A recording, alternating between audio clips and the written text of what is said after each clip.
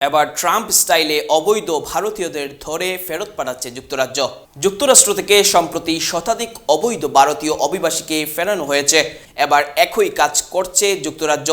দেশটিতে বসবাসরত অবৈধ অভিবাসীদের চিহ্নিত করতে বিভিন্ন ভারতীয় রেস্তোরাঁ, কার ওয়াশের দোকান, নেল পার্লারের অভিযান চালানো হচ্ছে। ব্রিটিশ স্বরাষ্ট্রমন্ত্রী ইবেট কুপারের অফিসের পক্ষ থেকে জানানো হয়েছে, উত্তর ইংল্যান্ডের হাম্বারসাইড এলাকার একটি ভারতীয় রেস্তোরাঁ থেকেই 7 অবৈধ অভিবাসীকে ধরা হয়েছে। জানুয়ারি মাস জুড়ে 828টি জায়গায় অভিযান চালানো হয়েছে। চার্টার্ড ফ্লাইটে করে অবৈধ অভিবাসীদের তাদের দেশে ফেরানো হচ্ছে।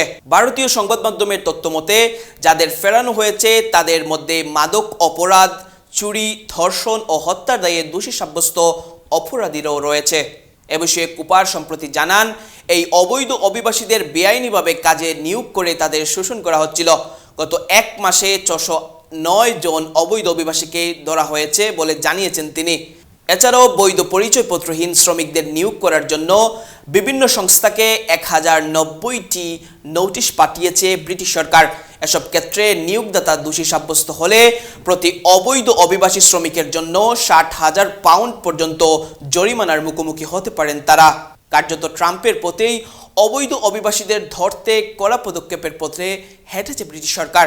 হোম অফিসের এনফোর্সমেন্ট, কমপ্লায়েন্স অ্যান্ড ক্রাইম বিভাগের পরিচালক এডি মন্টগোমারি বলেন, যারা মনে করে আমাদের অভিবাসন ব্যবস্থা লঙ্ঘন করতে পারবে তাদের বিরুদ্ধে ব্যবস্থা নিতে আমার দল প্রতিশ্রুতিবদ্ধ।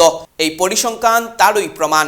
অবৈধ অভিবাসীদের ধরতে এই অভিযান নিয়ে কুপার বলেন, তার বিভাগের ইমিগ্রেশন এনফোর্সমেন্ট টিম এই বছরের জানুয়ারিতে আগের বছরের তুলনায় 48% বেশি অভিযান চালিয়েছে।